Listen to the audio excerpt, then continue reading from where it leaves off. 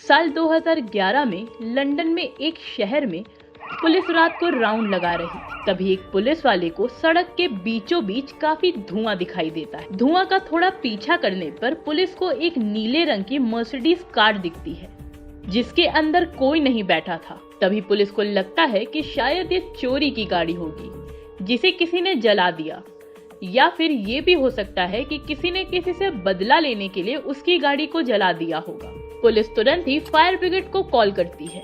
Police गाड़ी के नजदीक जाकर गाड़ी के मालिक का पता लगाने के लिए गाड़ी की छानबीन करती है, और जब पुलिस छानबीन कर रही थी तभी एक पुलिस वाला गाड़ी की डिक्की खोलता है, और डिक्की खोलते ही पुलिस के भी पैरों तले जमीन सरक जाती है।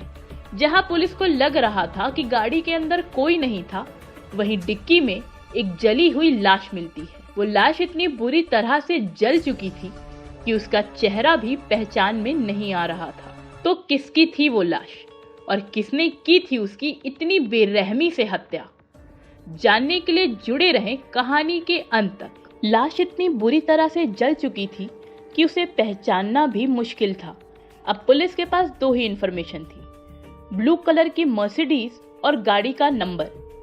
अब जब पुलिस गाड़ी के नंबर से गाड़ी के मालिक का पता करती है, तब पता चलता है कि गाड़ी 18 साल की एक लड़की अमनदीप कौर के नाम पर है।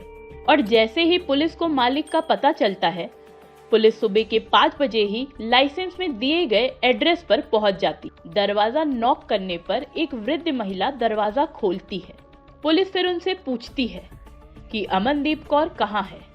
इतनी सुबह सुबह पुलिस को घर पर देखकर वो महिला घबरा कर बोलती है कि अमनदीप मेरी बेटी है और वो अभी घर पर ही है। पुलिस घर के अंदर जाती है और दोनों माँ बेटी को साथ में बैठाकर पूछती है कि अमनदीप की गाड़ी हमें यहाँ से दूर एक सड़क पर जलती हुई मिली है, तो गाड़ी वहाँ पर कैसे पहुंची? पुलिस दोनों माँ बेटी के रिएक्शन को अच्छे से ऑब्जर्व कर रही थी। पुलिस ने अभी तक गाड़ी में मिली लाश के बारे में नहीं बताया था। अमनदीप पुलिस को बताती है कि कल रात उसका बड़ा भाई गगनदीप पार्टी में जाने के लिए उसकी गाड़ी लेकर गया था, और ये बोल कर गया था कि उसे आने में बहुत देर हो जाएगी, और अभी सुबह के 5 बज रहे हैं, तो हमें लगा वो आ ही रहा होगा। पुलिस गगनदीप के बारे में परिवार से और पूछताछ करती है, और उसकी बहन अमनदीप बताती है कि उसका भाई सिर्फ 21 साल का है और इतनी सी उम्र में ही वो सेल्फ मेड करोड़पति है, और उसका एक टीवी चैनल भी है, सिख टीवी चैनल। और इसके बाद पुलिस को गगनदीप को पहचानने में ज्यादा देर नहीं लगती। गगनदीप एक जानी मानी हस्ती है, वो ब्रिटिश सिख फेडरेशन का प्रेसिडेंट भी है। इतना ही नहीं, पुलिस समझ गई थी कि ये वही गगनदीप है जिसके पिता का 2 साल पहले उनके दोस्त ने ही बिजनेस में घपला करके उनकी हत्या कर दी थी। अब इन सब के बाद पुलिस को लगता है कि हो सकता है कि गाड़ी में जो लाश मिली है वो गगनदीप की ही है, और हो सकता है कि पैसे या जलन के चक्कर में किसी ने उसकी हत्या करके गाड़ी की डिक्की में उसकी लाश डाल दी और सारे सबूत मिटाने के लिए गाड़ी में आग लगा दी। अब पुलिस परिवार को बताती है कि उन्हें गाड़ी में एक लाश मिली है। ये सुनते ही परिवार शॉक में चला गया। उन्हें समझ नहीं आ रहा था कि गाड़ी में किसकी लाश मिली है, गगनदीप की, या गगनदीप ने किसी को मारकर अपनी डिक्की में डाला था। लाश तो पूरी तरह जली हुई थी, जिसकी पहचान कर पाना मुश्किल था, इसलिए अब फॉरेंसिक टीम ही ये बता सकती थी कि लाश गगनदीप की है या नहीं। पुलिस डीएनए टेस्ट के लिए गगनदीप की चीजें घर से लेकर चली जाती है। फिर उसकी बहन अमनदीप गगनदीप के सारे दोस्तों को फोन लगाती है और गगन के बारे में पूछती है, और फेसबुक पर भी डाल देती है कि गगनदीप मिसिंग है, लेकिन गगनदीप की कहीं से भी कोई भी जानकारी नहीं मिलती। अब पुलिस बहुत ही तेजी से इन्वेस्टिगेशन करती है। पुलिस उस जगह की सीसीटीवी फुटेज निकालती है जहां पर गगनदीप की गाड़ी मिली थी, और सीसीटीवी में पुलिस को 2 लोग दिखते हैं जो गाड़ी में आग लगाकर वहां से भाग रहे थे, लेकिन वो फुटेज साफ नहीं थी, इसलिए उन दोनों का चेहरा समझ नहीं आ रहा था। पर दोनों में से एक आदमी ने पगड़ी पहन रखी थी, वो भी हूबहू गगनदीप जैसी। अगले दिन डीएनए टेस्ट रिपोर्ट आ जाती है, जिससे ये पता चल जाता है कि वो लाश गगनदीप की ही है। जब परिवार को डेड बॉडी सौंपी गई तो परिवार के होश उड़ गए, क्योंकि बॉडी में कुछ बचा ही नहीं था। अब पोस्टमार्टम रिपोर्ट से ये पता चला कि गगनदीप के सर पर मारा गया था और उसे गाड़ी में डालकर जब जलाया गया तब गगनदीप जिंदा था, क्योंकि गगनदीप के फेफड़ों में राख और धुआं भरा हुआ था, जिसका मतलब ये था कि जलते समय उसकी सांसें चल रही थी। अब सवाल ये था कि गगनदीप को किसने मारा और क्यों मारा, और वो लोग कौन थे जो गाड़ी जलाकर भाग गए। पुलिस अब जगह जगह की सीसीटीवी को खंगालती है और जहां जहां से गाड़ी निकली थी वो सब जगह खोजती है, और फिर पुलिस को एक शहर मिलता है, ब्राइटन। जब पुलिस ने ब्राइटन के बारे में परिवार से पूछा तो उन्हें पता चला कि वहां पर गगनदीप की एक दोस्त मुंडल माहिल रहती थी।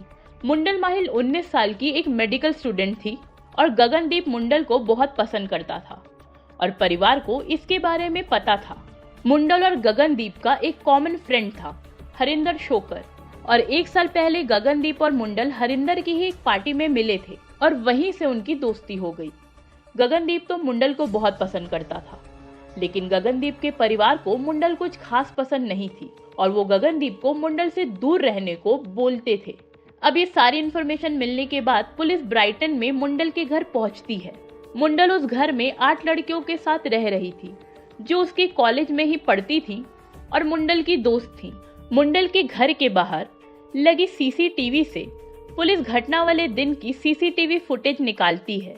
तब सामने आता है कि घटना वाली रात को करीब 11 बजे गगनदीप की गाड़ी मुंडल के घर के बाहर ही खड़ी थी। अब पुलिस मुंडल से पूछताछ करती है। मुंडल बताती है कि उस रात गगनदीप उसके घर के बाहर आया तो था, लेकिन कुछ ही देर में मिलकर चला गया था और इसके बाद उन दोनों की कोई बात नहीं। इस बयान को सुनने के बाद गगनदीप की बहन अमनदीप कहती है कि मुंडल झूठ बोल रही है, क्योंकि जब वो गगनदीप का पता लगाने के लिए सब दोस्तों को फोन कर रही थी तब उसने मुंडल को भी फोन किया था, और जब उसने मुंडल से गगनदीप के बारे में पूछा तब मुंडल अजीब बर्ताव करती है। पहले तो वो गगनदीप के वहां आने की बात से साफ इनकार करती है, लेकिन फिर जोर देने पर वो बात बदल देती है कि वो यहाँ आया था पर मुझसे बाहर से ही मिलकर चला गया, और इसके बाद वो कहाँ गया इसके बारे में मुझे कोई जानकारी नहीं है। ये सुनने के बाद पुलिस का शक मुंडल पर और गहरा हो जाता है। पुलिस एक बार फिर से मुंडल से पूछताछ करने उसके घर जाती है। तब पता चलता है कि मुंडल तो वहां से भाग गई है। अब पुलिस आसपास में रहने वाले लोगों से पूछताछ करती है। तब पता चलता है कि मुंडल के घर से 2 रात पहले आवाजें आ रही थी और पड़ोसियों ने 2 लड़कों को एक ब्लू मर्सिडीज में कोई भारी सामान रखते हुए भी देखा था और गाड़ी का नंबर भी नोट कर लिया था, और गाड़ी के नंबर से पता चल जाता है कि वो गाड़ी अमनदीप की ही थी। तो इसका मतलब ये हो सकता है कि मुंडल के घर से जो 2 लोग बाहर निकले थे उन्होंने ही गगनदीप को मारकर उसकी बॉडी को डिक्की में डाल दिया था। अब पुलिस मुंडल की सारी दोस्तों से पूछताछ करती है कि आखिर उस रात को यहाँ पर क्या हुआ था, और उन 8 लड़कियों में से एक लड़की बताती है कि मुंडल और गगनदीप बहुत अच्छे दोस्त थे, लेकिन कुछ समय से दोनों के बीच लड़ाइयाँ हो रही थी और मुंडल हमेशा यही कहती रहती थी कि वो गगनदीप को मार डालेगी। और वो लड़की आगे बताती है कि उस रात तो उसे नहीं पता कि यहाँ क्या हुआ था, और आधी रात 12 बजे के करीब जोर जोर से सामान फेंकने और चिल्लाने की आवाज आ रही थी, लेकिन मुंडल ने हमें नीचे आने से मना किया था, इसलिए हम में से कोई भी नीचे नहीं गया। इसके बाद उनमें से एक दूसरी लड़की बताती है कि मुंडल उस रात 9 बजे 2 लड़कों को रेलवे स्टेशन से पिक करने गई थी। इस इंफॉर्मेशन के मिलने के बाद पुलिस रेलवे स्टेशन पहुंच जाती है और वहां की सारी सीसीटीवी फुटेज खंगाल डालती है। पुलिस को एक फुटेज में मुंडल की गाड़ी मिलती है, अगली फुटेज में मुंडल अकेले स्टेशन की तरफ बढ़ रही थी, और तीसरी फुटेज में मुंडल 2 लड़कों के साथ बात करती हुई दिखती है और फिर उन दोनों लड़कों के साथ स्टेशन से बाहर निकल जाती है। ये वही दोनों लड़के थे जिन्हें मुंडल स्टेशन से पिक करने गई थी। सीसीटीवी में साफ साफ इन तीनों के चेहरे दिखाई दे रहे थे। अब पुलिस तुरंत ही दोनों लड़कों की पिक्चर्स निकालती है और गगनदीप के परिवार और दोस्तों को दिखाती है। परिवार उस पिक्चर्स में जो पगड़ी पहना हुआ एक लड़का था उसे पहचान जाती है, और यहीं से इस कहानी में एक नया मोड़ आता है। वो लड़का था हरिंदर शोकर, जो गगनदीप का बेस्ट फ्रेंड था और गगनदीप के परिवार के भी बहुत करीब था। किसी को यकीन नहीं हो रहा था कि हरिंदर का गगनदीप की हत्या में कोई हाथ हो सकता है। पुलिस तुरंत हरिंदर के घर जाती है और उसे अरेस्ट कर लेती है और पूछती है कि पिक्चर में साथ में जो दूसरा आदमी है वो कौन है। तब हरिंदर बताता है कि उस लड़के का नाम डैरेन पीटर है और वो भी उनका दोस्त है। पहले तो हरिंदर गगनदीप के बारे में पूछने पर कोई जवाब नहीं देता। अब पुलिस डैरेन पीटर को भी अरेस्ट कर लेती है और डैरेन के घर से पुलिस को पेट्रोल की कैंस मिलती हैं, जो कि सबूत था गाड़ी जलाने का। क्योंकि गगनदीप एक बड़ी हस्ती थी, इसलिए ये केस इंग्लैंड के हर न्यूज चैनल पर टेलीकास्ट हो रहा था, और वो भी पिक्चर्स के साथ। और अब मुंडल माहिल का छुपना नामुमकिन था और इसीलिए मुंडल सरेंडर कर देती है और पुलिस को एक बार फिर से झूठा बयान देती है कि गगनदीप उसके घर आया था और वहां से चला गया था। उसके बाद मुझे उसके बारे में कुछ नहीं पता, लेकिन हो सकता है कि किसी ने उसे जलन की वजह से मार दिया हो। पुलिस को पता था कि मुंडल फिर से झूठ बोल रही है। पुलिस मुंडल से सख्ती से पूछताछ करती है और तब वो एक नया स्टेटमेंट देती है, जिसमें अब वो खुद को गुनहगार की जगह पीड़ित बताती है। मुंडल स्टेटमेंट में बताती है कि 6 महीने पहले गगनदीप बिना बुलाए उसके घर आ गया। क्योंकि गगनदीप उसका दोस्त था तो उसने गगनदीप को अंदर आने दिया। उसके बाद गगनदीप ने अपनी गाड़ी की हेडलाइट खराब होने का बहाना करते हुए रात वहीं रुकने के लिए कहा। मुंडल गगनदीप को रुकने की परमिशन दे देती है और उसी रात गगनदीप अपनी सारी हदें भूल जाता है और मुंडल के साथ जोर जबरदस्ती करने की कोशिश करता है, जिसके बाद दोनों के बीच बहुत लड़ाई होती है। गगनदीप उससे माफी मांगता है, लेकिन मुंडल ना तो उससे बात करती है और ना ही माफ करती है। इसके बाद मुंडल 6 महीनों तक गगनदीप से कोई कांटेक्ट नहीं रखती और फिर 6 महीनों बाद वो गगनदीप से फिर से कांटेक्ट करती है। पुलिस उसे सख्ती से पूछती है कि आखिर क्यों तुमने 6 महीने बाद उससे बात की। तब मुंडल रोते हुए बोलती है कि मेरे साथ जो घटना हुई थी उसे मैं भूल नहीं पा रही थी। मुझे रोज रात को इस घटना की वजह से बुरे सपने आ रहे थे और मैं हमेशा डरी रहती थी। और तब मैंने ये सोच लिया कि मैं गगनदीप को सबक सिखाऊंगी और उससे अपना बदला लेके रहूंगी, और इसके लिए मैंने एक योजना बनाई। मैंने 6 महीने बाद गगनदीप को मैसेज करके घर बुलाया और उससे पहले ही डैरेन पीटर और हरिंदर को मैंने घर में बैठा रखा था ताकि गगनदीप को सबक सिखा सकूं। मैंने तो सिर्फ उसे डराया और 2 थप्पड़ मारे थे, पर वो मरा कैसे इसके बारे में मुझे कुछ भी नहीं पता और ना ही गाड़ी जलने के बारे में कुछ पता है। पुलिस को मंडल की बातों पर यकीन नहीं था, क्योंकि उसके दोस्तों और पड़ोसियों ने जो बयान दिए उसके मुताबिक तो गगनदीप को घर में ही मारकर गाड़ी की डिक्की में डाला गया था। अब पुलिस इन तीनों के फोन को चेक करती है। पुलिस को मुंडल के फोन में गगनदीप को किए गए मैसेज दिखते हैं, जिसमें वो गगनदीप को घर पर मिलने बुलाती है। फिर पुलिस मुंडल के फोन से हरिंदर को किए गए मैसेज को पढ़ती है। एक तरफ तो मुंडल गगनदीप को 11 बजे बुला रही थी, दूसरी तरफ वो हरिंदर को 9 बजे आने को कह रही थी। अब इन सब चीजों से तो समझ आ रहा था कि मुंडल ही इस हत्या के पीछे की मास्टरमाइंड है। अब पुलिस को एक कॉल रिकॉर्डिंग भी मिलती है जो मुंडल और हरिंदर की थी, जिसमें हरिंदर बोल रहा था कि मैं तुम्हारे लिए 21 साल जेल जाने के लिए भी तैयार हूँ, क्या तुम मेरा इंतजार करोगी। लगातार दोस्तों से जानकारी जुटाने के बाद पुलिस को ये भी पता चलता है कि हरिंदर शोकर भी मुंडल को पसंद करता था, जिससे समझ आ गया था कि हरिंदर ने गगनदीप को क्यों मारा है।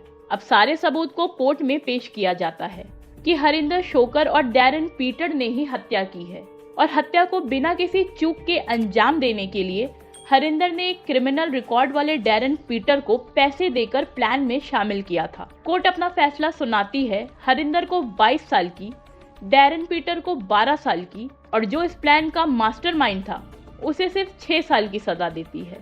मुंडल ने 6 साल की सजा सिर्फ 3 साल काटी और 2012 में बाहर आ गई और इसके बाद उसने अपनी पढ़ाई पूरी की और फिर शादी कर ली और अब वो एक अच्छी जिंदगी बिता रही है। वैसे ये पूरा केस जानने के बाद आपको क्या लगता है, कमेंट सेक्शन में ज़रूर बताएं और ऐसी ही ट्रू क्राइम स्टोरीज के लिए हमारे चैनल को लाइक करें, सब्सक्राइब करें और शेयर करना ना भूलें।